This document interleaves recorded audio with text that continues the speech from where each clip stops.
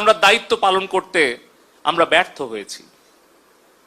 এই ব্যর্থতা আমাদের এড়িয়ে যাওয়ার কোনো সুযোগ নেই। আপনারা যদি বলেন আমি জেলা আওয়ামী লীগের সহসভাপতি হিসেবে, নাটোর ৩ সিংড়ার সংসদ সদস্য হিসেবে, এই ব্যর্থতা আমারও।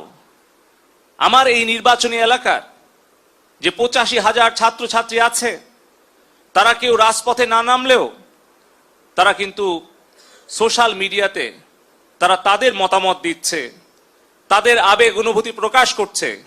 সরকারের প্রতি, আমাদের প্রতি তাদের যে মনোভাব, তারা সেটা প্রকাশ করছে। সেখানে কেউ যদি আমরা মনে করি এর জন্য তারা দায়ী, এটা কিন্তু ঠিক হবে না। আমাদের উপলব্ধি করতে হবে যে আমাদের পরিবারে আমাদের সন্তানরা যারা এখন হাই স্কুল কলেজে পড়াশোনা করে, বিশ্ববিদ্যালয়ে পড়াশোনা করে, তাদের চোখের ভাষা আমাদের বুঝতে হবে, তাদের মনের কথা আমাদেরকে শুনতে হবে। আমাদের প্রতিবেশী শিক্ষা প্রতিষ্ঠান, সেখানে আমাদের রাজনৈতিক নেতৃবৃন্দ, বাবা মা, শিক্ষক, তাদের সবাইকে তাদের সাথে কথা বলতে হবে। তাদের সাথে দূরত্ব যেটা সৃষ্টি হয়েছে, এটা কখনোই তাদের প্রতি কঠিন সিদ্ধান্ত নিয়ে সমাধান করা সম্ভব নয়। সঠিক সিদ্ধান্ত নিয়েই সেটা সমাধান করতে হবে।